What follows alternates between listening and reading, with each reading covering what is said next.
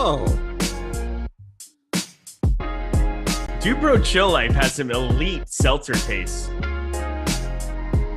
yeah, what's going on here, guys? Wow.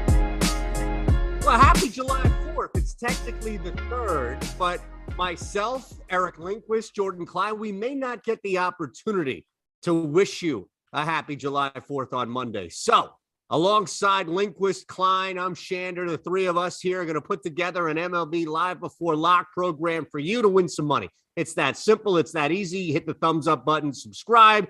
You know the drill. We'll tell you all about what's going on with Odd Shopper or elsewhere throughout the program here. We're just happy that you can hang with us. We're just happy that Eric Lindquist was physically kicked out of bed and was able to inhale about a pound of bacon before we came on this show. And he's still alive. You saw that. That was good. So also the bird nerd, he's like saying, did I just hear Eric? You sure did, babe. You're going to hear a lot of me here. In the words of the new felon, R. Kelly, it's the freaking weekend, baby. About to have me some fun. Whoa. Look at that. He's a terrible human being. He is never leaving jail. That's good.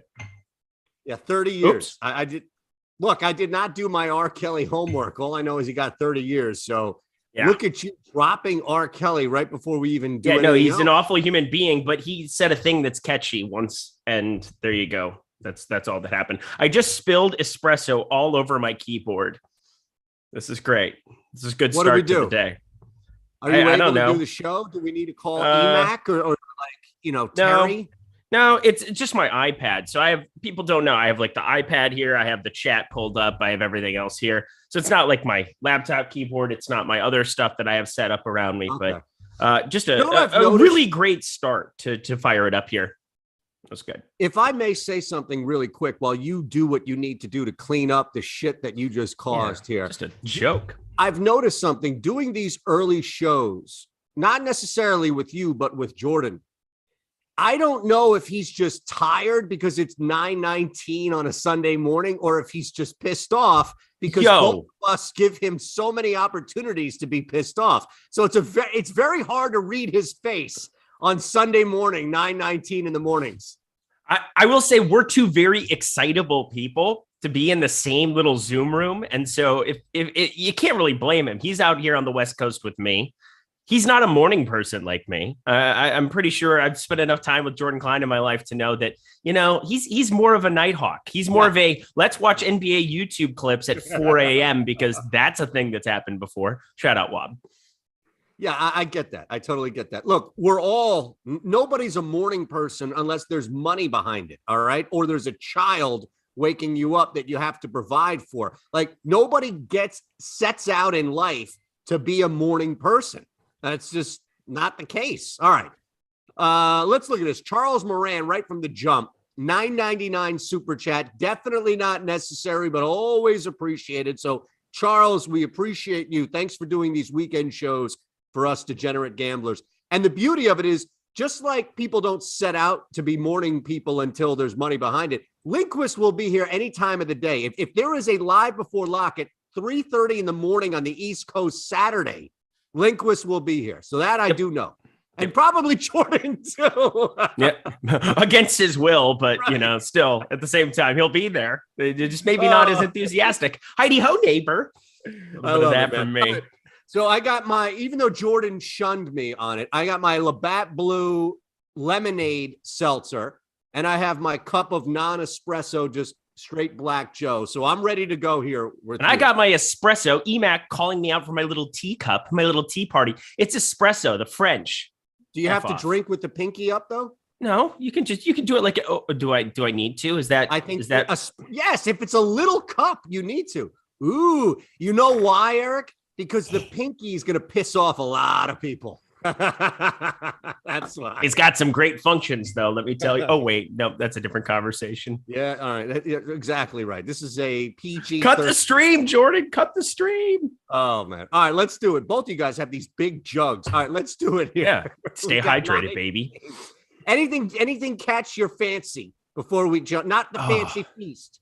Just catch your fancy. This slate is awesome. I think just in terms of stacks, like for me, pitching is always one of those things that I can kind of extract something, or I feel like pitching kind of has been pretty straightforward for me. I feel like it's pretty straightforward today. I'm going to have a lot of Brandon Woodruff, but I think the stacks today, some of these bats, there's some spots that are coming in really underowned, and there's some really interesting spots because there's not a ton of negative leverage. So you can kind of play wherever you want if you kind of maneuver those lineups correctly. I just think it's a really fun, exciting slate. I think pricing's pretty decent for DK purposes. I'm playing on both DK and FanDuel today. FanDuel, it's always soft, so just accept it. You're going to have a lot of salary left over on the table in a lot of lineups. Even if you're playing Brandon Woodruff, like I'm looking through some lineups with 1,000, 2,000, 3,000 on the table with Brandon Woodruff in them. It's going to be a fun, exciting slate for people who are making more than one lineup. All right, so let's do that. We'll bounce around game by game, of course. We'll start in Washington, Miami in the house, and we've got an interesting pitching matchup, more so kind of predicated on, as you mentioned here, it should be straightforward, especially from a stack building standpoint. So a lot of people getting to, if you just look at what we have projected here, Miami is actually one of the top stacks that we have here. So I don't want to bury that by any means with the Marlins so high. You know, Washington's going to be a little bit lower, clearly, but you do have Lopez and Fetty on the hill. But the big thing that really stood out to me across the board, Eric, was not only Miami getting such a high stack score that we have projected, but they're still pretty positively leveraged as well. Yeah, it's a really cool slate. There's also no weather, and that's exciting. I wanted to add that in too. And looking at this Miami side, Miami, the top stack score on the board today, 9% ownership share going up against Fetty. For all you Boy Meets World Not fans. Fetty Wap, right? Oh, Fetty Wap. Look at you. That's fantastic too. But yeah, Eric Fetty, we're not going to roster. 42.5% hard hit percentage, 18.5% K percentage, and a nearly 11% walk rate. You get this John Birdie character who's turned into Trey Turner, and here we are leading off and just stealing bags like it's his job. I guess it is his job, so that's good. Joey Wendell back in the fray, Garrett Cooper, Jesus Aguilar. The main thing that you run into with the Miami stack, we ran into it yesterday. If you wanted to get to him, I guessed wrong. I ended up going the Garrett Cooper route, and you ended up having Aguilar go long right off the bat. They're both first base eligible only, so you lose a 3 and a 4 hitter over on DK. I'm getting to Miami quite a bit elsewhere over here on the FanDuel slate, but I'm looking at for DK purposes. I mean, there's just really no way around it. I want to get to this team quite a bit. It's really, I mean, this seems like a couple of things that rarely, and maybe they do on larger slates. I get it, 9 games here, but it looks like you rarely have multiple things working together like we do with Miami, right? And it's what you broke down, but just looking at our tools here to kind of back it up, like they're the second highest projected stack. They also have positive leverage, and they're also super cheap. So usually one of those things works against a stack and it will impact the stack score. And Miami is like, are we missing something? Is it that obvious to just get to Miami? Well, it's not like Miami's that good of an offense. Right. Like that's what it comes down to. And you also don't have the best hitter against righties in the lineup. So Jazz Chisholm being that hitter I'm talking about. So you definitely lose a little bit of the luster for the field just looking at this lineup. But I just trust the tools. And even against righties, there's a lot of guys that have really been effective. I mean, Aguilar back in the lineup, Garrett Cooper back in the lineup, period. You get guys like Jesus Sanchez from the left side. That's decent enough. John Birdie has just been freaking good. Joe Wendell out of the middle of nowhere back in this lineup too. I mean, there's some decent enough guys where Fetty's not a very good pitcher. It's over 80 degrees in Washington with humidity. I get it. It's not the best offense to be getting to. And I will say, even though they're the most positively leveraged team to get to, and they have the top stack score, they're not my favorite stack to get to on the board, but there's no doubt that there's a ton of value going there. By far the top value for DK purposes, 19.5% value next to Tampa Bay at 9.8%. It's pretty much a no-brainer that you should be over the field on Miami, but even still, I don't want to go completely berserk because I think there's some under-owned spots elsewhere. All right, let's look real quick with Washington because this may require a little bit more discernment here to get to the Nats, depending on what you want. We'll look at just how much you are rostering both Lopez and Fetty just from an individual standpoint. But Washington's score, it's just going to be back to kind of where you would expect Miami to be on a regular basis. So Washington more so on that bottom third tier, if you will, if you want to split these 9 games up into 3 tiers. Yeah, but Pablo Lopez is just good. And 24.9% K percentage, 36.4% hard hit percentage.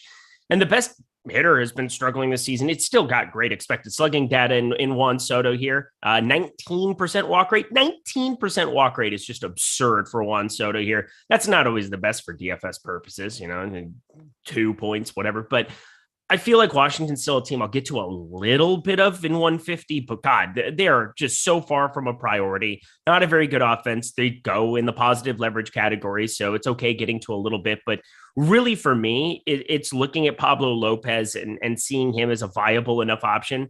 I'm looking at him for FanDuel and trying to get to a little bit at 9,900, considering, 5.5% top pitcher score here. I just think that there's enough there. We've got better K percentages. We've got Brandon Woodruff, who's going to be the crazy chalk for FanDuel. So if I'm trying to get a little bit different, just drop down $100, play Pablo Lopez, and you're cutting 25%, 30% ownership perhaps off of those lineups. He'll be a guy that naturally gets to a couple lineups for DK, but not going to be a priority for me when there's a guy at the very bottom today that I'm very excited to roster. Yeah, and I know you're alluding to a specific individual here. You also, on the other side, mentioned Woodruff as far as getting to him a lot, and clearly so is the field, a ton of negative leverage. I just wonder, FanDuel, it's a little easier to answer this question. You already did because of the one pitcher option you have. But here, I wonder how often in your builds, Eric, you're getting to 2 guys that are in that price range for Lopez versus making Lopez by default your P1. Because if you can get to like Morton or Morton Lopez, for example, in that regard, you're clearly going to have to spend elsewhere. And I get that cheap on the stack element of it. But to your point about getting to Lopez in FanDuel, that's where he's better suited, I would add, because you only have the one pitcher option. Here, I feel like you may be walking a line to where Lopez's price pretty much puts him in a P1 or bust scenario here. Yeah, it's going to limit some of the stack options that you're going to be putting with like a Pablo Lopez as an SP2 with Morton type options, playing him alongside Woodruff, for a little bit more. It's going to limit what you can do for DK purposes. Obviously, for FanDuel, that's kind of where it's just easy to say, all right, I have a chalky offense. I'm playing, I'm playing one of the chalkier teams for FanDuel purposes. I just go to Pablo Lopez and I'm different. For DK, I don't really think you need to be getting 2 guys from this top end area. Yeah. Like if I did, Morton and Woodruff would be the 2 I'd really want to get to together.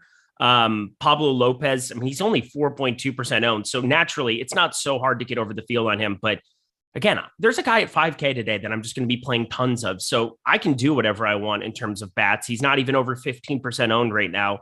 It's just going to be almost a jam spot for DK purposes for me. So I'm really kind of going the Brandon Woodruff with him kind of route.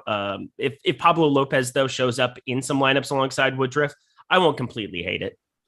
And look, it's the last game on our freaking slate today, so people shouldn't have to wait an hour and 5 minutes to hear this, but you're talking about Connor Seabold, correct? Oh, yeah. This is just an absolute jam spot for me.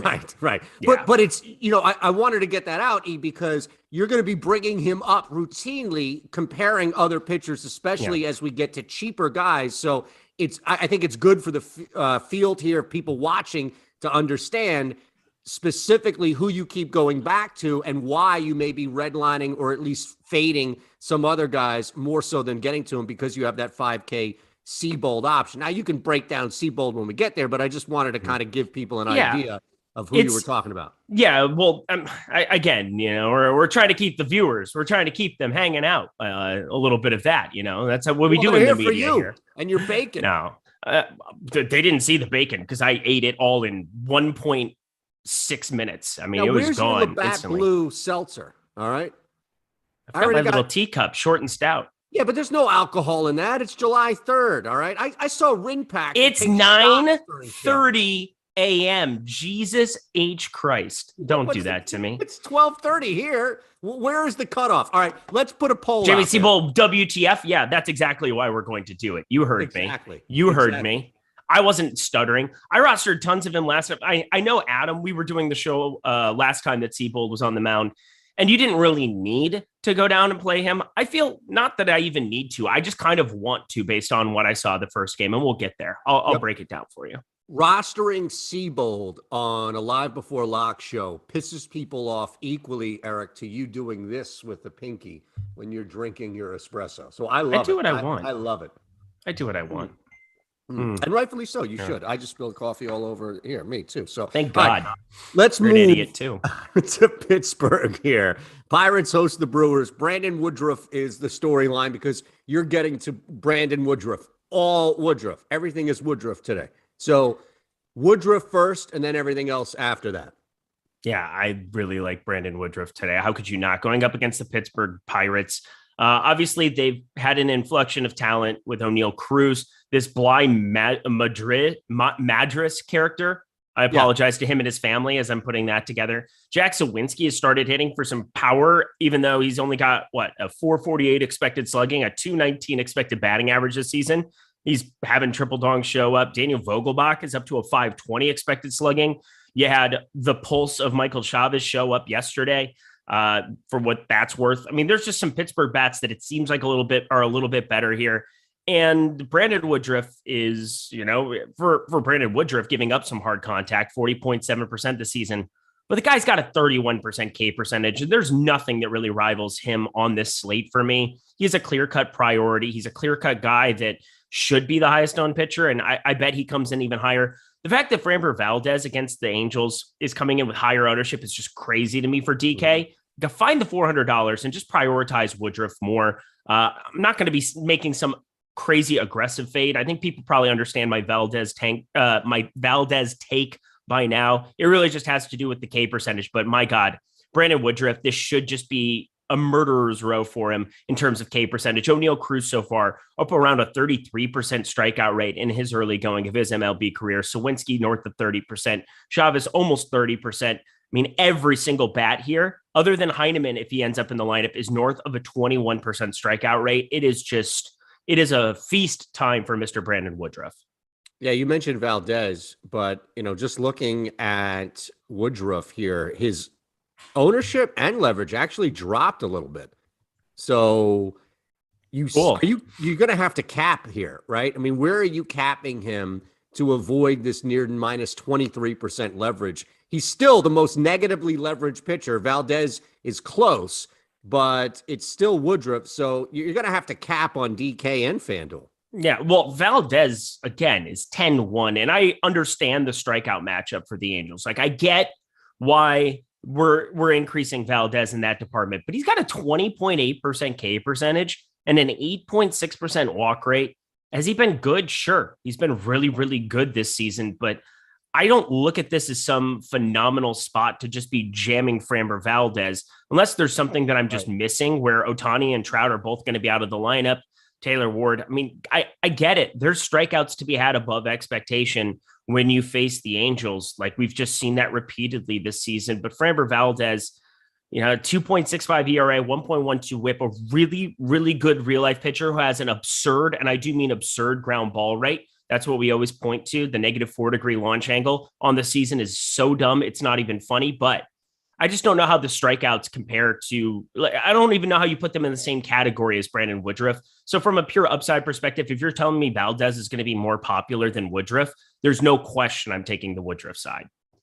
Yeah, it's not there yet. Woodruff is still more popular, but I see the opposite. On FanDuel, on DK? Valdez is at 30%, Woodruff's at 18%, and I'm just going to play tons of Woodruff. Well, no, I'm on DraftKings. So, and even on DraftKings, 44.8% for Framber, 37.3% for Woodruff. Like, Woodruff's a little bit more negatively leveraged, and I get the top 2 percentage we have for Valdez. Like, he's an option. He's going to be a guy that you can get to. The safety there feels like it's there. I just don't. I've never been a huge go up and roster a ton of Framber Valdez, because even in spots where he goes 6-7 innings, you don't necessarily need those performances from him. And this is a more dangerous offense. It's not like he's going to get I don't know. I could see a case for why he's as popular as what he is, but I'm just going to do the Woodruff side. I'm pretty positive that you have to account for strikeouts being part of that floor too, is what I'm getting at. No, I get that. And look, it's a two-part process. There can be a lot of strikeouts, Ks available. I mean, look, I see it in the Phillies lineup a lot where there are a lot of Ks in that lineup, but you need a pitcher to actualize. I'm not saying don't play Framber. Doug Chap, I get it. I'm literally saying I understand why it's going there. I'm just choosing to do, I'm going to be less than, I'll probably be half the field less than. Yeah, I'm going to be getting lower on Framber, and I'm going to be higher on Brandon Woodruff by far.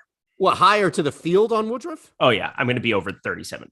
Oh, okay. Well, then there you go. That's really all I asked you in the beginning. And you cool. I could have just said that, and we could have saved ourselves like 3 minutes of that diatribe I went on. Easily. And then somebody was saying that you said don't roster this guy, wouldn't be upset.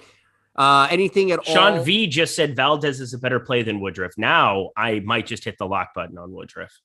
That felt good. Absolutely. Right. This is a show of extremes. Okay. If somebody says something, you do the opposite, or you do exactly what that person says to the T. There's no middle ground here. There's no gray area. All right. It's either Valdez or Woodruff. Now, speaking of which, on Woodruff's side, I don't know how you're really getting to anything from Zach Thompson to the Pirates bats. I mean, the Pirates even have a low projected total. On top of that, Zach Thompson is just awful.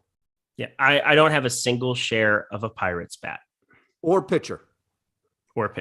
I have Milwaukee bats. That shouldn't surprise anybody. I mean, we're looking at a team that's really popular. Right. You should have some pieces of them. I think that there's ways to put it together. They've just gone out and done some ridiculous things here in Pittsburgh. That 19 run performance. Shame on Pittsburgh, by the way, for running that reliever into the ground in one inning. 56 pitches for a guy who had never thrown more than 45 at the minor league or major league level. And all of a sudden he's throwing 56 in an inning. That is just like pathetic type stuff.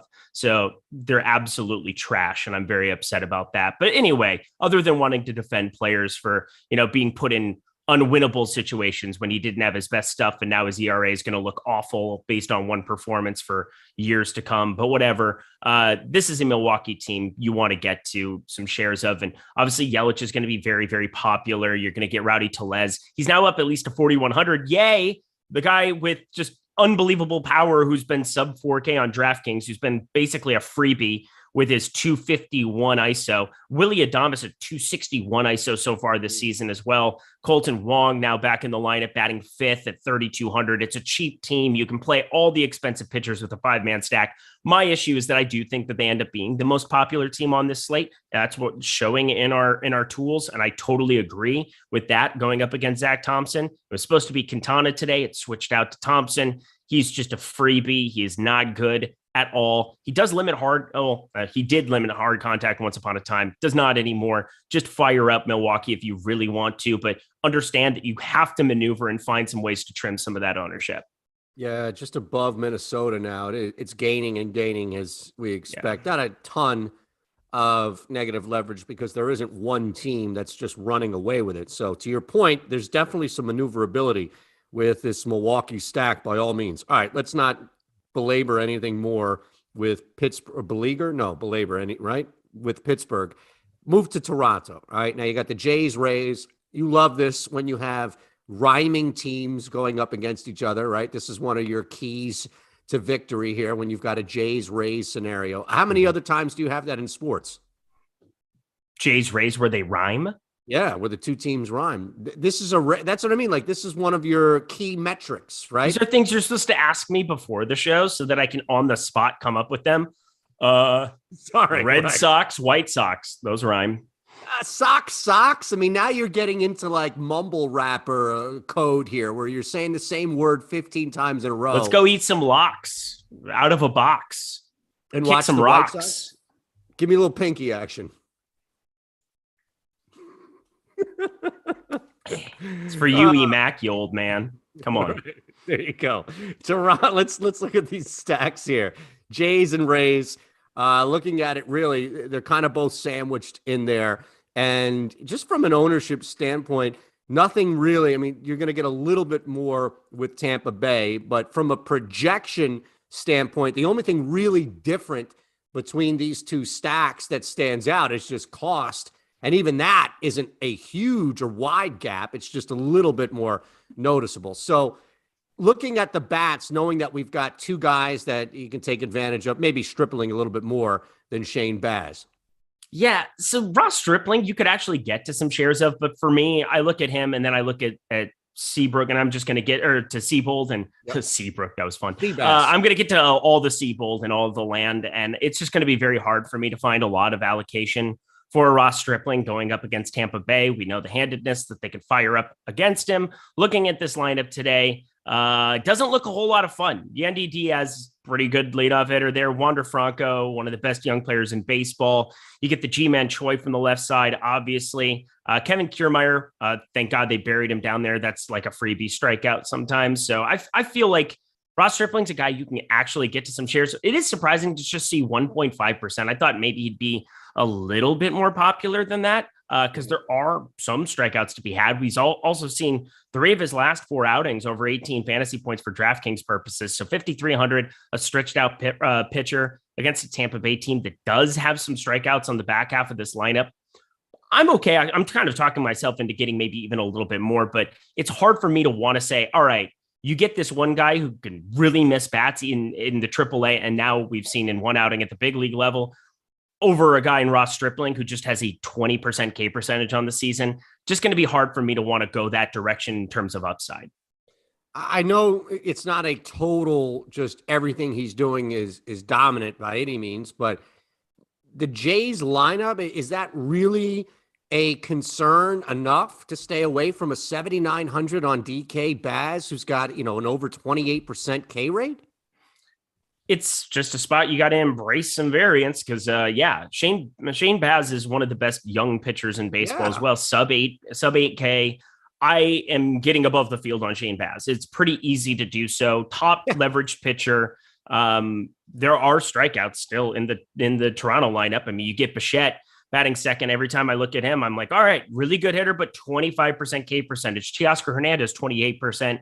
Kevin Biggio in this lineup, 27.5. Matt Chapman, 25. Those are the guys you need to be getting some of those strikeouts against. And yeah, as you said, he's north of a 28% K percentage. Got to limit the walks. He's another guy who feels like we have so many guys on this slate that have north of a 9% walk rate. And you're kind of looking at a dicey situation there, but there's really no risk when he's not popular. There's really no risk at all in getting to some of him. Can the Blue Jays murder him on the other side? Sure. But with the roof open, especially there in Toronto today, but I'm just going to play one of the best young pitchers at no ownership. Yeah, I'm really surprised that he is it's not even so much that the 2.7 we have projected, that it's a lower ownership because, again, 2.7, 5.4, 7.5, what have you. But the fact that he, as you referenced, Eric, the most positively leveraged pitcher on the board, I wouldn't have guessed him if he gave me 3 chances with a blind shot. That, and mainly because while I respect the Jays bats, as you mentioned, it just didn't seem like an overwhelming matchup where I would have to stay away from him.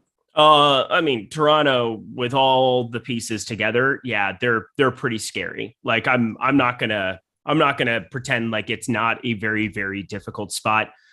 With the roof open in Toronto today, it's just kind of a freaky spot, but he's sub 8K for DK on FanDuel. There's really no risk because nobody's rostering. He's 0.9%.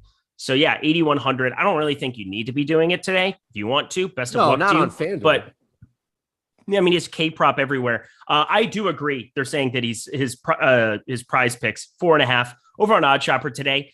It's minus 140 juiced on the over of 4.5, and yet he's listed at 4.5 over at Prize Picks. We have him projected for 5.5 over at Odd Shopper. I think that really stands out as a solid play to kind of start your Prize Picks cards today. Well, look, I mean, if you're betting legally like I am, I already got in 6Ks for him at a pretty good number. If you're betting legally, you're getting in for 6Ks. I mean, you guys and whatever. California, you guys are stupid. Sorry. This is just me looking down on you, Eric. I'm sorry. Where are you? Oh, wow. Let's see. Emperor, throw some scraps to me. Oh my goodness. I'm naked, right? The new clothes. Let's look at this.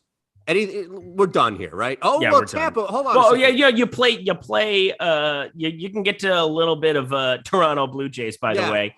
You can also get to some Tampa Bay. You can really play both offenses. I think they're more of the clear-cut spot to be getting to some allocations of. I don't know how they would be my favorite stacks of the day. They're going to be guys that I maybe get to like 5-6%, like right around the field. I think they're about appropriately owned. But there's individual hitters. You look at Wander Franco. I mean, this is a guy we were routinely paying north of 5K for last season.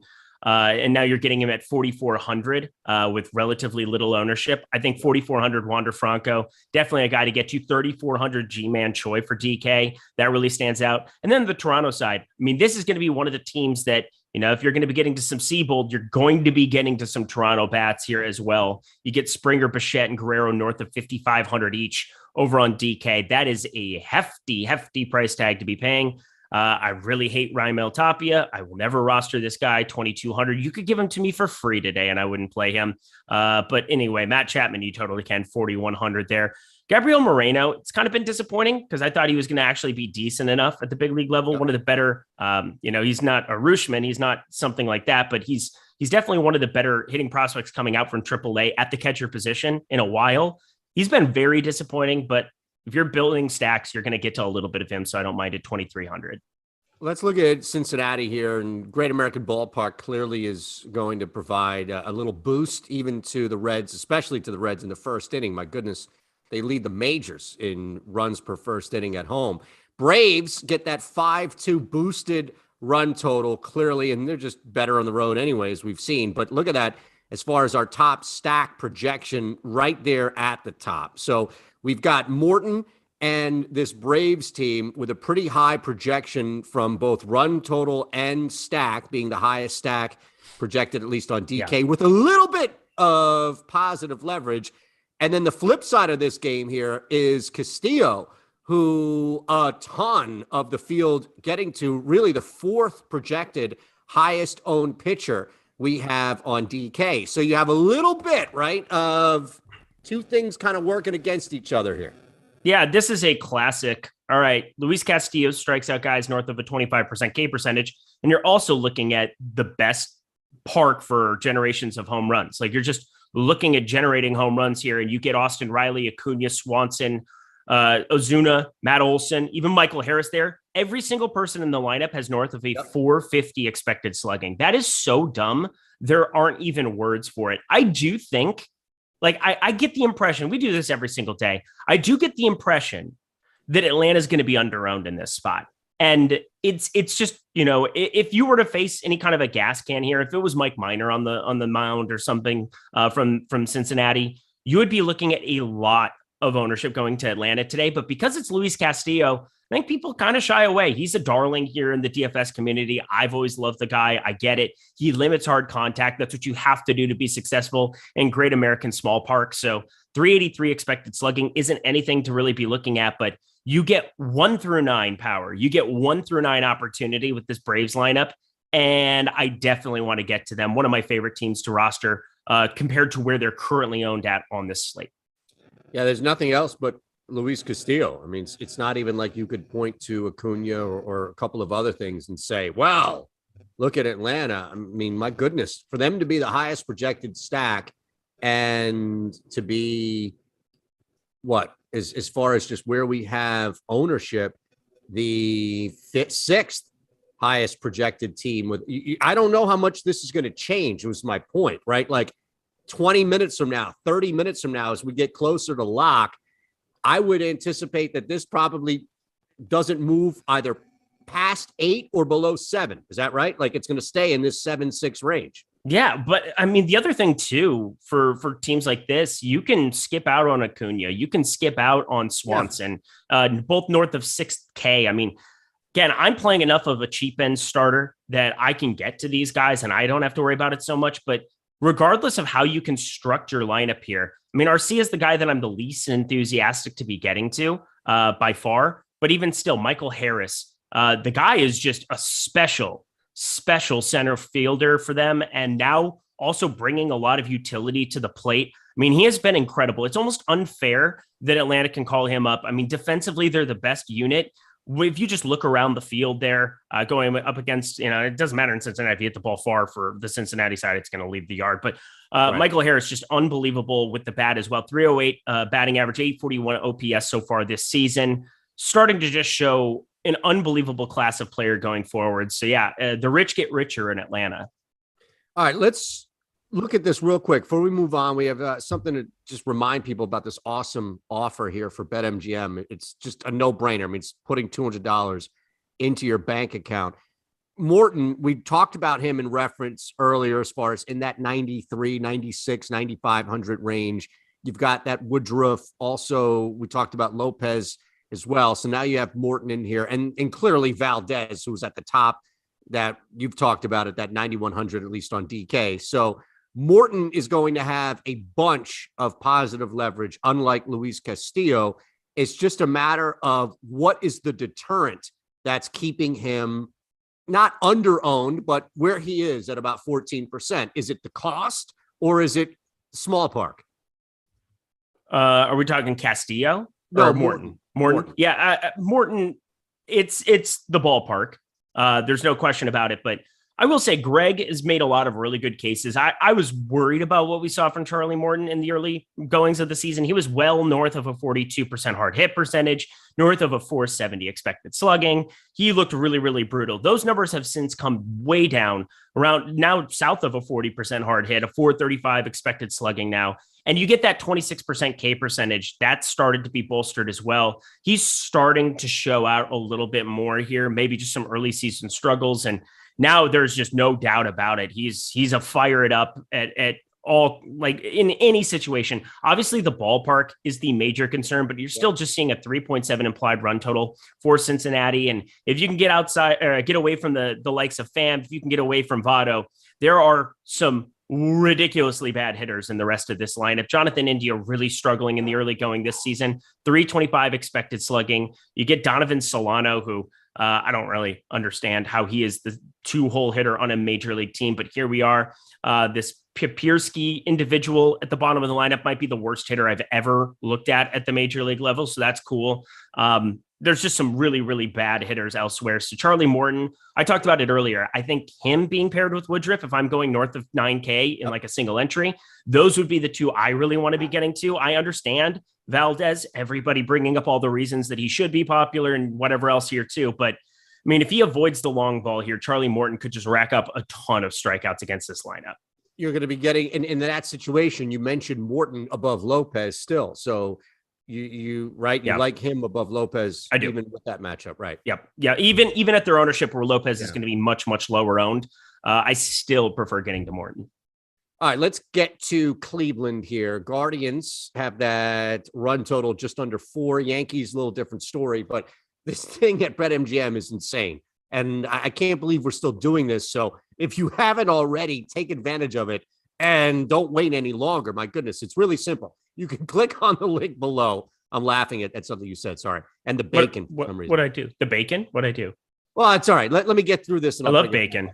All right. So this is the live before lock offer that we have for you. It's so simple. Click the link below. It's going to bring you to BetMGM. And when you sign up at BetMGM, just deposit $10. That's it, right? Now take that 10 and bet any MLB money line. It doesn't matter if you bet the Orioles to beat the Twins tonight. Whatever you bet, whatever happens, you're going to get $200 right back into your account. So win or lose, it's a no-brainer bankroll opportunity for you at BetMGM. And all you need to do is click the link below, sign up, deposit at least $10, and then play that 10 on any MLB money line. Win or lose, $200 right back. So no reason to take a shot, long shot, or play the most conservative favorite. It doesn't matter. You're going to get that 200 right back into your account. All right? Mm-hmm. Beautiful. Okay. Yeah, do that, people. That's how you guarantee yourself profit today. Right. Like guarantee yourself, I don't know, a 20x return on your money. Seriously. And like if you hit the Orioles and they beat the Twins and you're right, you can brag to your buddies that you knocked that one down. Nobody knows that it was a risk-free bet, but you, me, and Lindquist, right? So have fun with it by all means. Okay. Cleveland. Now I need a favor for you. After I just did that, I need a favor for you. You can go a little longer on your answer because I'm already down one of these. lemonades. And I'm poor disappointed that Eytan. neither one of you have not even started yet. What is the actual time on a holiday? I don't care if it's a Monday or a Sunday. It doesn't matter what day of the week it is.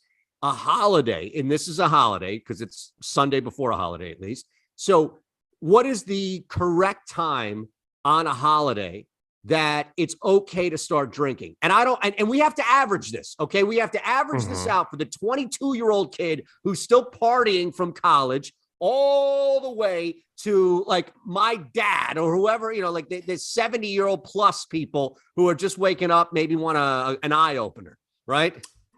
Yeah, I think that there's an opportunity to. Well, it depends what you're drinking, because I mean, I grew up in like a mimosa. Oh, he's gone. Mimosas. Like I got to think like champagne breakfast. That's kind of the Jordan Klein, dude, bro, chill life over there. Jordan Klein. What do you believe the answer would be? I would say 10 a.m. when you start brunch. Like that would be kind of the okay time. But the average time, I mean, I'm not going to have a drink until afternoon. Like I can't do that. Well, 10 a.m. is 2 minutes for you. You're about to hit 10 a.m. Does that mean that at 10 a.m. we can see you do this? Like just, crack one open and start drinking? Oh, I've drank enough on shows in the last couple of weeks. I think I pass. Well, it's only Fridays. It's not to drink only on a Fridays. Show. It's just to enjoy the weekend here. We never do this. Okay. It's a Sunday. Oh. We're just hanging out. All right, Eytan. I'll get a beer later if you yeah, we can maybe do that. Well, I can maybe do that for you. Okay. I feel better. I feel better. Okay. Cleveland is not a team that's going to make you feel no better. Rules on holidays. There's the guy you were looking for. Crispy K2. That's your boy there, Eytan. Is that your burner? Did you run over to type in your I did. On your burner and then run back? There it is. It was under the guise of me getting another one, but I really just had a separate computer. That's great. Cleveland's right there at the bottom as far as their stack ability tonight. Yankees, on the other hand, are right there with Minnesota and Milwaukee. And as you can imagine, they are owned. And they're right there with Miami as far as projected ownership. So looking at it, you're not going to get any leverage with the Yankees. And, to be fair, you're not really gaining a shit ton of leverage anyway if you're trying to outsmart people by getting to Cleveland. So we'll look at Montgomery and really Tristan McKenzie from that in the outset. But as far as just looking at the Yankees stack, how much you're getting to them and how much you're avoiding Cleveland. That's probably the best way to put it. Yeah, I didn't know where you were going with it, but we found it. We found purpose in our lives. There it is. 10% for Jordan Montgomery. If you wanted to get to a little bit more, yay, whatever. Cleveland does strike out a little bit more against lefties, but I don't see how I really land on a team with a 77 WRC plus against left-handed pitching. That is the worst in baseball. It's really absurd that that's actually a fact, but they have a 3.3 implied run total. That is the third lowest on the slate, behind the Angels and behind Pittsburgh, of course, against Brandon Woodruff. So I get it. If you want to get to a little bit of him, it's just not all that enticing to me. I think there's a lot more upside in arms in other places. I feel like 8,200 for him, whatever. He's just kind of a guy on the slate that you can run into some shares of. But yeah, it's more of the lack of power, lack of ability from the Cleveland side than it is the strikeouts, because there just aren't a lot of them to be had here.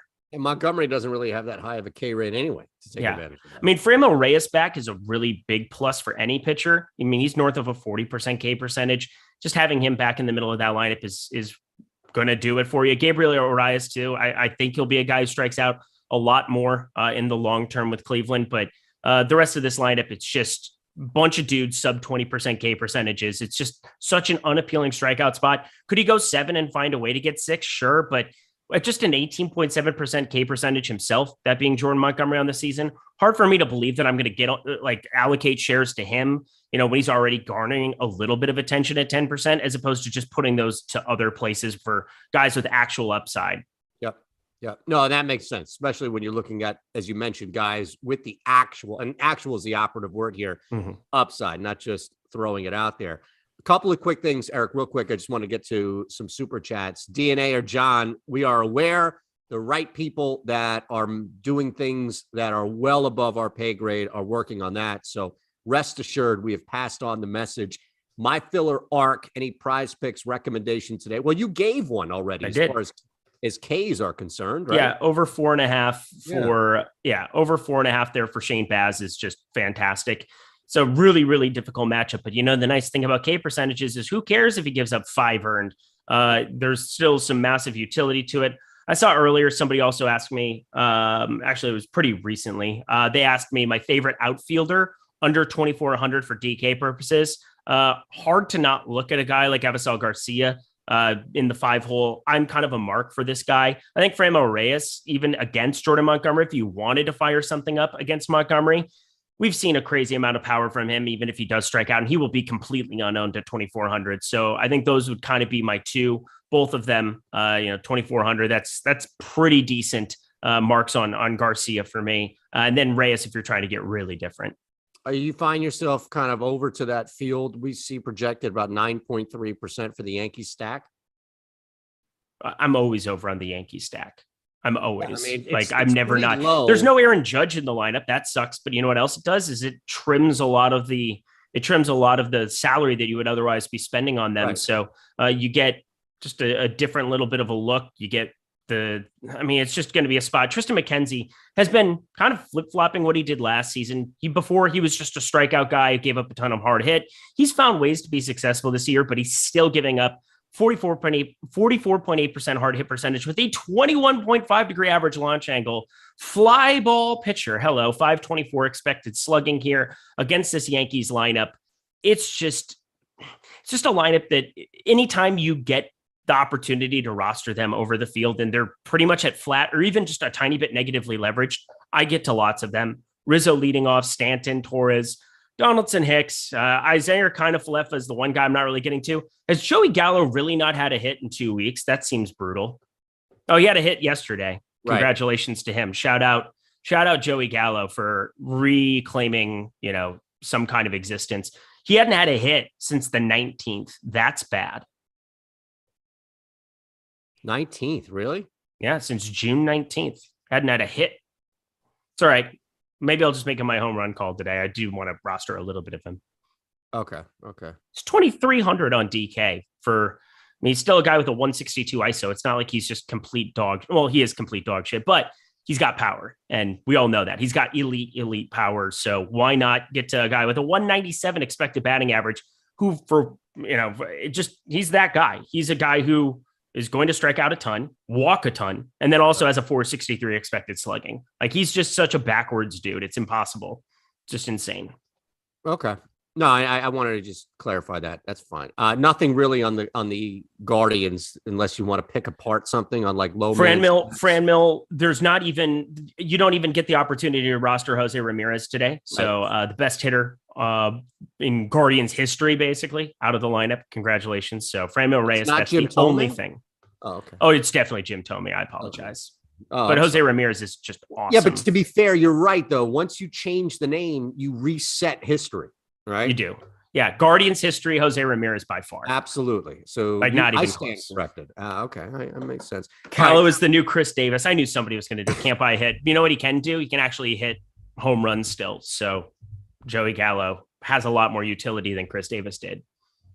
I thought Joey Gallo was coming to the Phillies. I guess Gallo has 9 home runs and he's primarily been in the 8 and 9 hole all year. Right. That's a lot of home runs for a guy batting 8th and 9th. In that lineup, it's a little easier than batting in Pittsburgh. Amazing. Rangers, Mets. You ready? Ready. Yep. All right. We also have to tell people about this promo code so that we don't get shamed on our Discord or our Slack, pardon me, for nobody taking advantage of our MLB Live Stokastic Plus. And you're putting this on me because you're the analyst where normally you may be hosting. So I know your tricks, right? Even though I've supported you and your belligerence for the last, 45 minutes. So it's hurtful. A lot of animosity in that. It's an observation. Observations carry no emotional weight. They are a neutral statement. All right. Wow. That was a lot of dog shit wrapped in a sentence. Oh my God. Yeah. I remember yelling at the clouds. That was great. Should we go to Citi Field? Yeah, let's do this because I'm very confused about an update that we just had come through about Carrasco, and I'm trying to account for it. He's now the third most popular pitcher on the slate, and I don't understand that at all. Going up against Texas, you obviously get a home spot here, but there's no way Carlos Carrasco, to me, should be the third highest owned pitcher on this slate. If that is actually true, that is ludicrous to me. And it's not just because we saw him get lit up. Let me just double check because I'm pretty sure. You're right. He moved ahead of Castillo because when we talked about Castillo, he at the time was the third highest projected owned pitcher we had on DK. I was referencing that because of how high Atlanta was stacked. So you're right. Carrasco has moved up. No thanks. So the salary has plummeted. He was 9,400 back on the 11th of June. He is now backed up an 8.5 DK outing, 20.3 against Miami, whoop-de-doo Basil. But then he faced Houston back-to-back. Everybody's going to struggle against Houston, but he really struggled against Houston. Negative 5.4 fantasy points back-to-back outings, only 53 and 74 pitches. Not because he can't throw 105, because he definitely can, but because he was absolutely horrendous. Now you finally don't have to face Houston. Sure.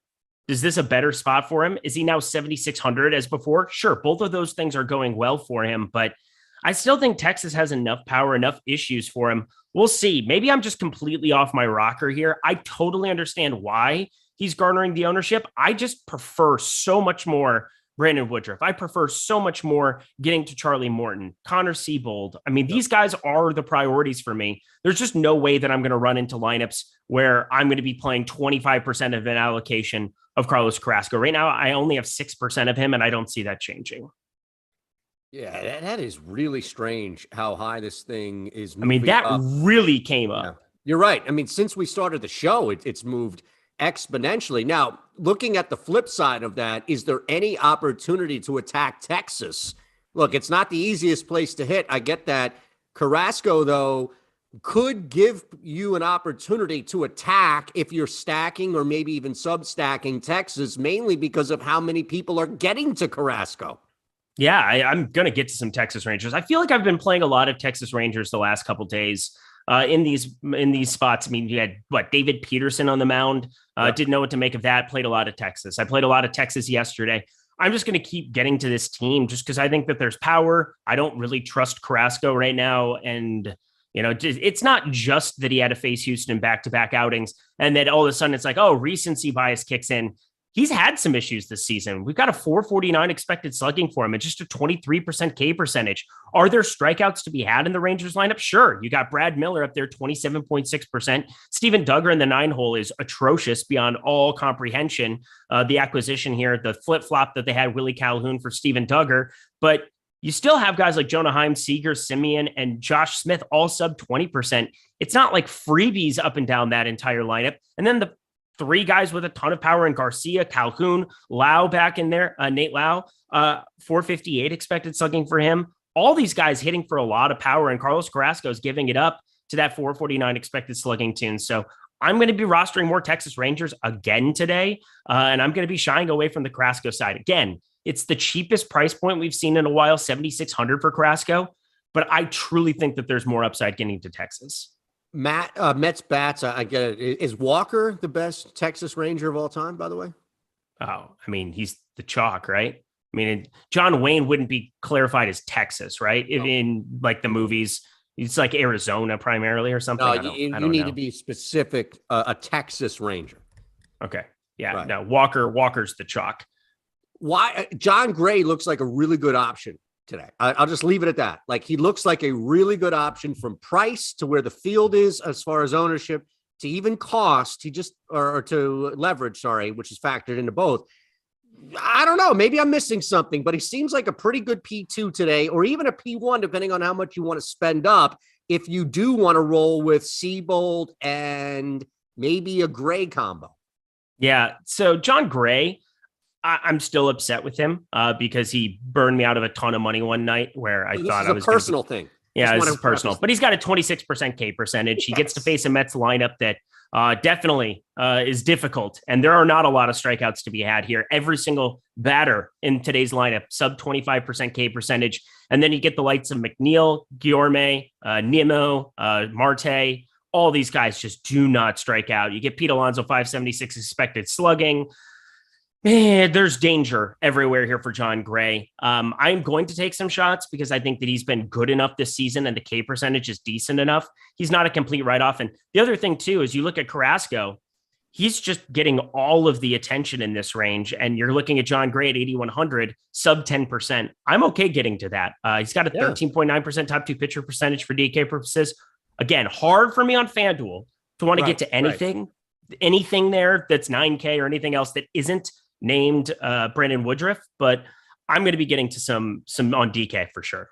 Yeah, and that's, to be fair, to clarify, that's what I was looking at for. Yeah. I know you knew that, but for others, absolutely. And again, I feel like we're in this situation where it's almost the opposite of what we talked about with Lopez, right? Where he would be a better option on FanDuel because of that. So just wanted to get Gray out there by all means. And to your point, the Mets lineup being very difficult, I get that, but the opportunity for a guy who normally comes in with a high K rate kind of jumped out. Is there anything else here on this game?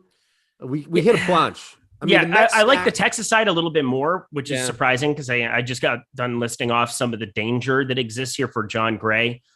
Neither of these are just like absolute priority offenses by any means. That'll be the last game that we talk about my priority offense too. But Texas Rangers, I'm pretty positive they'll be a team that I get to more than the field. The Mets a little bit underneath it.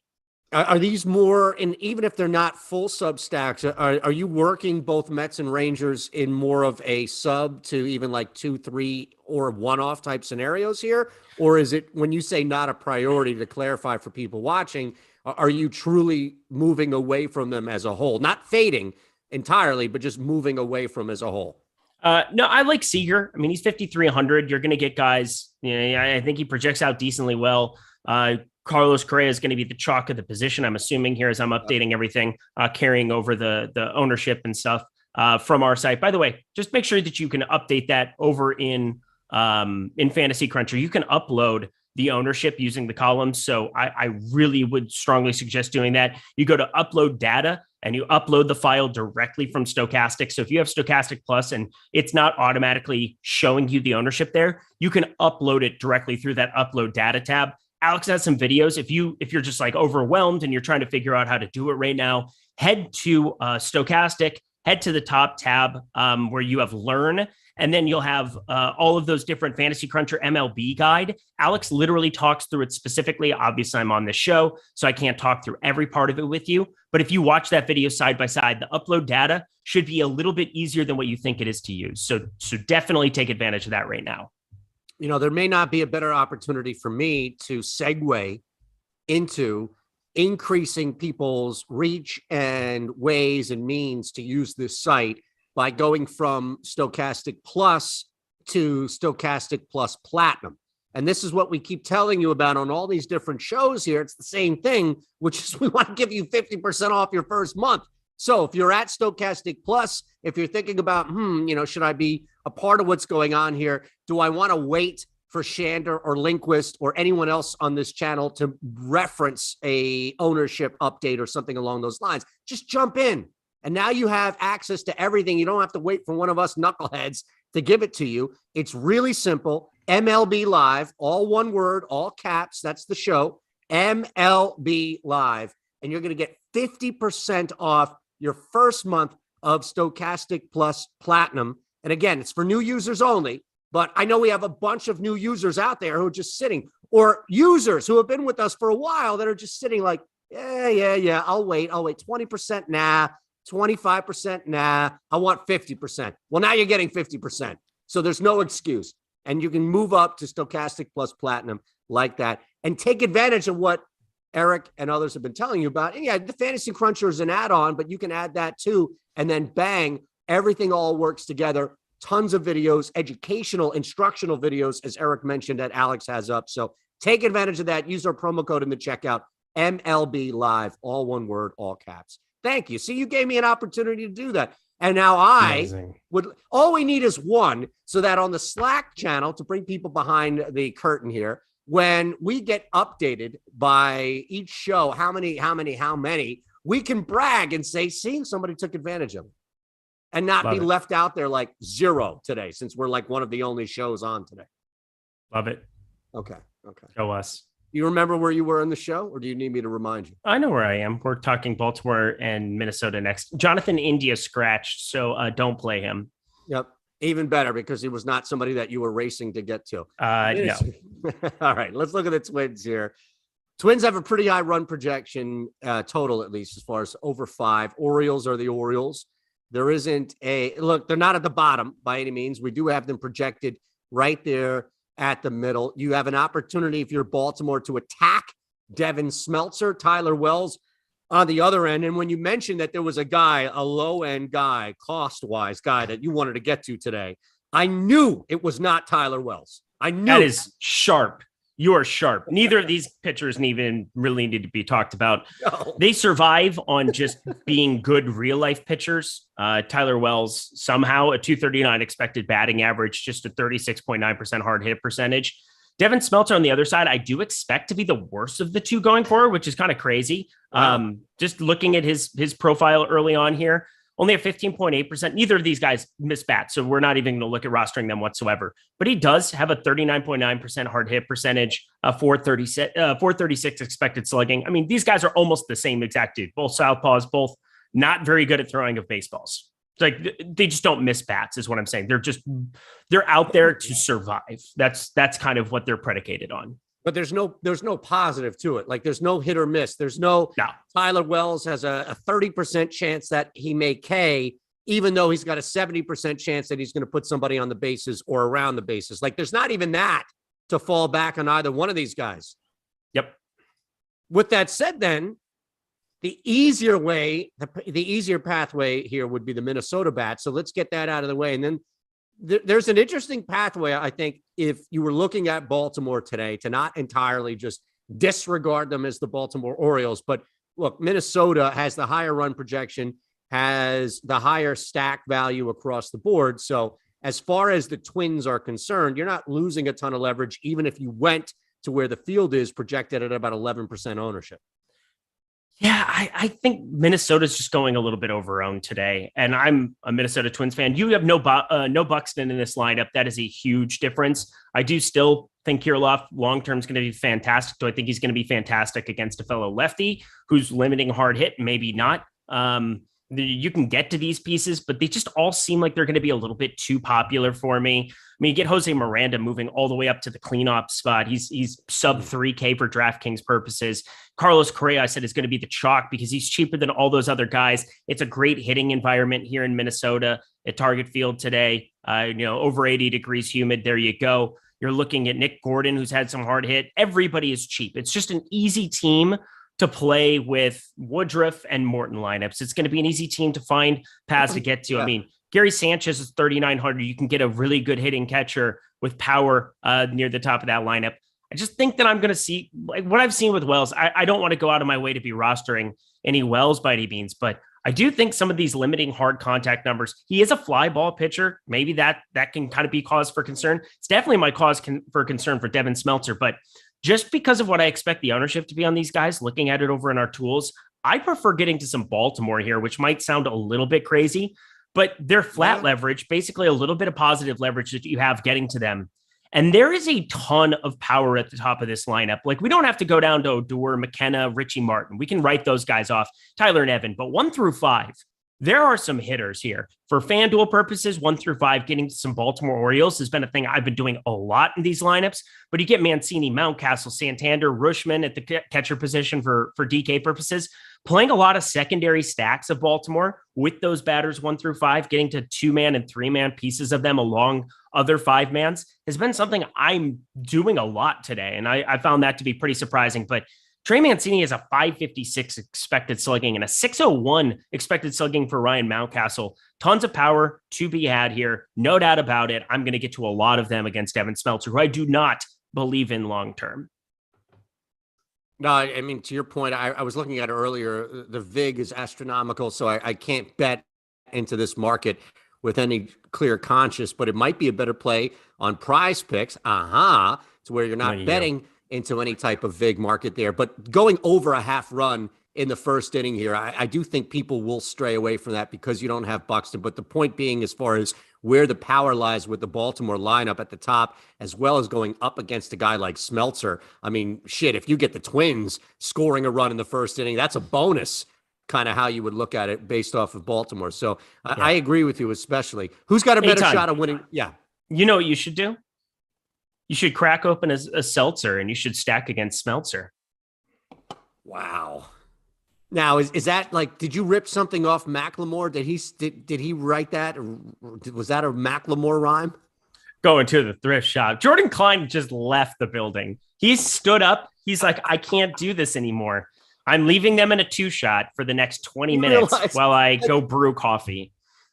But think about this, like, and this is not a knock. This is a collective hug of all that we have here on Stokastic. But of all the personalities, as crazy as people are, as difficult as or just technical shit, like we have finally us, and I'm going to say more you with that rhyme that you threw out there, have forced Jordan to leave. Like all of this shit that, Ben Rasa or Laffy or whoever could put through to Jordan, you on your own with these VODs that you're doing. I'm just letting you guys know we're never leaving a 2-shot ever again. There's nothing that could happen in the next 15 minutes of this show. He's back. He's back. All right. Yeah, hi, Jordan. He heard you. He couldn't take it anymore. I thought maybe he was halfway to Venice Beach by now. Just left midway All through. Jordan had to do was wake up early and push a couple of buttons and just hope that we didn't screw up. And you couldn't even do that, Eric.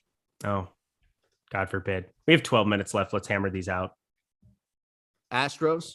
Yeah, let's do that. Let's talk that game. Jose Suarez. Now, that's a great Johnny Miller name. Suarez. Yeah. Not a good pitcher name because he's not good at pitching. No. Well, a decent K percent, but no, not a guy that we're going to go to. Framber Valdez, on the other hand, is a guy that everybody's getting to. Now, look, the Astros, there is a wide range. So to your point, as far as somebody may being out or not, the Angels are not projected to do anything today, really at all, including their bats. Yeah, it's really hard to want to get here. And this is kind of where you do, I think, want to get in tournaments to some shares of Mike Trout. I don't know if people are aware, but he's the best hitter in baseball still. And not when I bet on him. Yeah, well, there you go. Whatever. You're a loser. Taylor Ward batting cleanup today. So they did some interesting things here with this lineup. Acquiring Jonathan VR. Welcome to the team. Welcome to the program. You're still not good. Michael Stefanik, you can't even roster. So that's unfortunate. Max Stassi, decent enough hitting catcher there.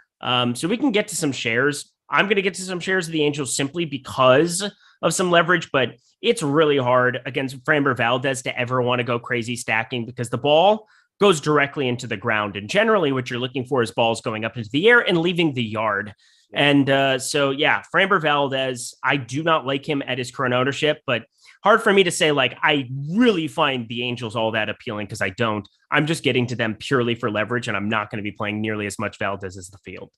Yeah, I mean, just real quick on that, though, the one-off scenario with a guy like Trout, are you really gaining anything with him being a one-off? Yeah, because nobody's going to click on it because nobody's going to roster somebody up against their pitcher. And so Trout has to show up in lineups without Valdez. If he's in 50% of the lineups, yeah, there's a ton of leverage to be had for a guy like Mike Trout. He's now sub 6K too.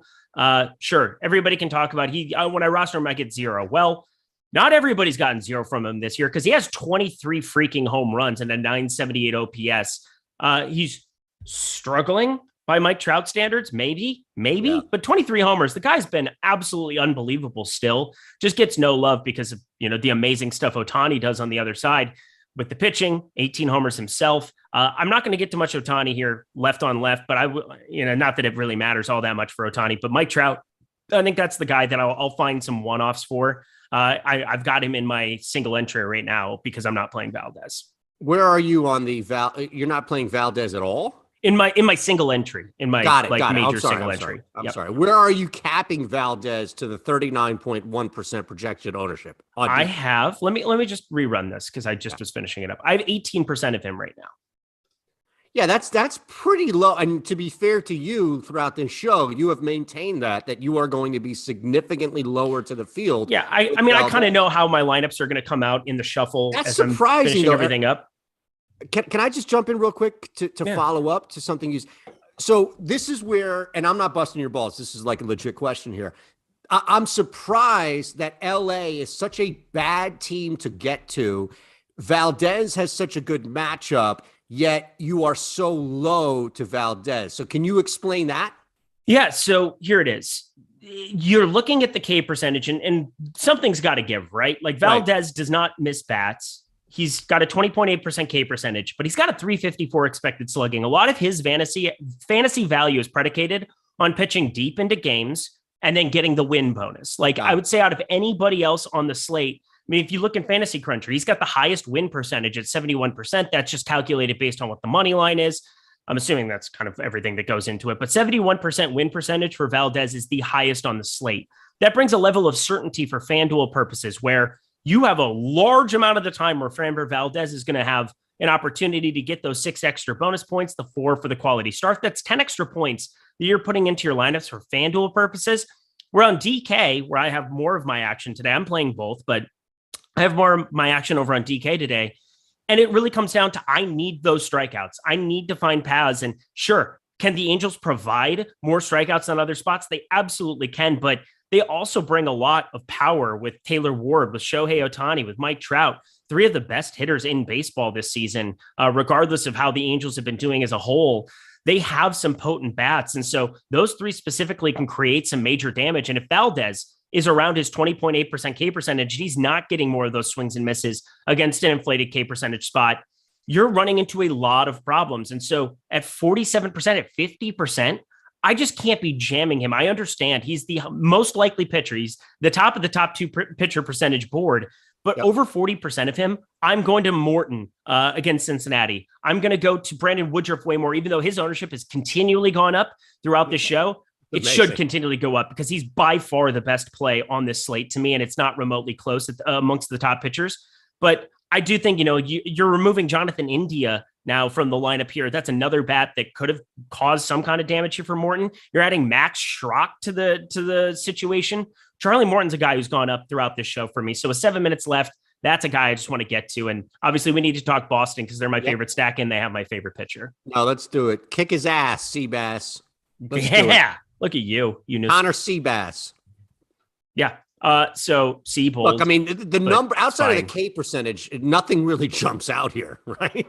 Well, here's the thing. He had a 24.8% K percentage in AAA. He had a 28% K percentage his first outing out at the big league level. You get a Cubs lineup that I don't find all that potent. And then if you're worried about the home run ball or whatever else that you're looking at for Seabold, I don't really see it. He held opponents to a 196 batting average in AAA this season, a .99 whip, a 257 BABIP. We're looking at a guy with a 3.02 FIP. Now, the first outing didn't go all that well for him, obviously, but he still found a path to 7 strikeouts against the Toronto Blue Jays. That is like the worst possible spot you could get dropped into. The wind is blowing in 10 miles an hour at Wrigley Field today. Yeah, it's 80 degrees, but that wind blowing in is a big, big difference. And I think he's a guy who could end up missing bats at the big league level. Obviously, 7 strikeouts against Toronto isn't anything to scoff at. It's a 1-game sample size, so I'm not going nuts, but it looks like he really limits damage. 6.8% walk rate also at AAA. Doesn't seem like that. I mean, that was a major issue that he had at the big league level. He had that also AAA 8.4% walk rate. Nothing really terrible there from last season, but I look at him as a really, really good pitcher. And, he's garnering a little bit of attention, but not nearly enough. I still think 15% is a low number. We have him with the top 2 pitcher percentage of 16.7%. That is the 3rd highest on this slate for DraftKings purposes. On FanDuel, do I think you need to do it? Probably not. You can probably get some really unique lineups going that direction, but I'm more concerned about getting some quality starts. And I get why the Woodruff Valdez ownership is what it is there. But Connor Seabrook at 5K is very appealing for DraftKings tournaments today. Yeah, I mean, I know he's a little higher and the matchup is a little tougher here, but I'm a little, and I know I use that word 3 times in a row. It was on purpose. It was on purpose. Surprised that Keegan Thompson is so under-owned or so. Oh, I have none. I have zero Keegan Thompson. I mean, you get to 3.5% of Keegan Thompson today. I'm not hating it. I am, because I'm rostering all of the Red Sox. Now, I think they're going to end up chalky, which is kind of shitty, but also this lineup came out pretty late. And when that happens, when the lineup comes out as late as what it is here, I feel pretty confident that we're going to get an ownership decrease on it. Now, I still think they end up actually pretty popular, but I really just think this Boston offense is one you want to get to above the field today. I'm just jamming them quite a bit. Obviously, Rafael Devers, my favorite batter to get to 584 expected slugging on the season, a 401 xWOBA. Hi, how are you doing? But Franchi Cordero has been awesome. 50.5% hard hit percentage, 537 expected slugging. You get Bobby Dalbec. He's been struggling, but still north of a 46% hard hit percentage. The one massive omission is you have no GD Martinez in this lineup, but Duran, the man is running. Want to get to him a lot. Just sets up as a Boston team against Keegan Thompson, where can he be a really good pitcher long-term? Sounds great. Lovely. But this is just an offense that I think is going to go underappreciated because of how late the lineup came out. Yeah. Okay. Look, I defer to you, but we'll talk next week. By the way, Franchi is call me out. Fantastic name, is it not? It is a lovely, beautiful name. His parents should be proud. Well, I'm sure that it's short or nicknamed into something via translation, but it is a I love it. Yeah. I think it's no story in the lineup either. Like, I get it. Like Keegan Thompson, I still don't want to roster him compared to some of these other arms on this slate. Is this personal? No, it's not. Sure. Well, a little bit. There's this absolute douchebag in my dynasty league who has him, and there you go. Just like it won't stop talking about him. And I'm like, has there ever been a more irrelevant discussion point in a text thread than this dude? Like, get out of here. I knew there was something because you had this level of disdain, and it's not a normal level of disdain when I come up. Like, you hit me with that shit when I say something other than actual like DFS stuff, because to your credit, you'll try and prop me up and be like, oh, all right, nice. You're paying attention. You're no. So you hit me with this level of disdain for Keegan Thompson that I thought was uncharacteristic of how you normally disagree. Yeah. Roster Seabiscuit and don't roster him. That sounds good. Ooh, all right. Seagull, Seabass, Seabiscuit. Are we missing anything else that we can refer to Connor as? No, I think we've really ran the gamut on everything we can. I like Seabass. If this kid pans out today and he dominates like you say he does, and I have no reason to believe otherwise, then he will be referred to as Seabass moving forward. Do one of those. Is there a better movie appearance? Not TV, because I don't watch enough. We'll take 4 Boilermakers. Exactly. Can't you give me a better movie appearance by any hockey player than Cam Neely in Dumb and Dumber? Pretty good. Right? It's pretty good. He does good work. I'm not going to lie. Kick his ass, Seabass. I mean, it's monumental. All right. That's it. We're done. You can. Yeah, we've reached the end of our boarding walk. Best of luck to everybody today. If Seabold doesn't work out, I didn't recommend him. It wasn't something. Actually, no, I did. I'm playing a ton of him. Kick his ass. That's you're supposed to say. Kick his ass, Seabold, and then we can leave. What's your prize picks card for today? Over 4.5 for Shane Baz. And then looking at the home run board, because again, the correlated plays that you can get to some of here. Let me pull this up to kind of finish out the show. That's kind of a nice way of doing it. I know we're at lock, but there's actually some utility to going through this here because I was looking at it earlier. Stanton, Rizzo, Torres, you could get to. I probably don't even want to screw with that one today. You have no Buxton, so do not play the home run there because that'll neutralize it out and you won't get the correlation that you're looking for there. But you get Verdugo, Story, Devers, Martinez. You can't even do that one because there's no Martinez in the lineup. Good Lord. Looking at Goldschmidt, Arenado, Gorman, and Edman, make sure those 4 all end up in that lineup against Philadelphia, but just keep riding the wave. All 4 of them, even against, I believe it's Aaron Nola on the mound tonight, but yeah, it doesn't matter. I'm still going to get to all 4 of them as home run hitters against him. Look, I can tell you this. Aaron Nola is not going to give up 4 straight home runs in an inning. Sure isn't. Like we saw. Kyle Gibson, the absolute GOAT yesterday. Love him. I had so much St. Louis. Unbelievable. Yeah, if I could have just gotten my Calhoun lineups to show up with my freaking St. Louis stacks, that would have been really nice. But alas, we can't have nice things. By the way, ship my money, Ken, $50K. It's Wheeler tonight, not Nola. Oh, it is Wheeler. Okay, I knew it was somebody good. Wheeler. And only given up 3 home runs going into last outing, and then all of a sudden he goes, just gives them up back-to-back in the first inning. That was really unfortunate. Yeah, I mean, look, I wouldn't hate you for piling up on St. Louis tonight again, to be honest with you. Luke Robitaille and sudden death with Van Damme. I would watch that. That would be a really good. Wait a second. That would be that really is an good. Underrated shout right there. Not just because shout out T McBee. Yeah, like sudden death is an underrated shout as is, but Luke Robitaille in that movie. Okay, now I still put Seabass above Robitaille because we don't even know what the fuck Robitaille was called in that movie, right? No idea. Okay. Jordan's got to go. Yeah, we got to leave. Okay. Love Look you at all. Terry. I knew Terry, if anybody, Terry or Emac. That's real.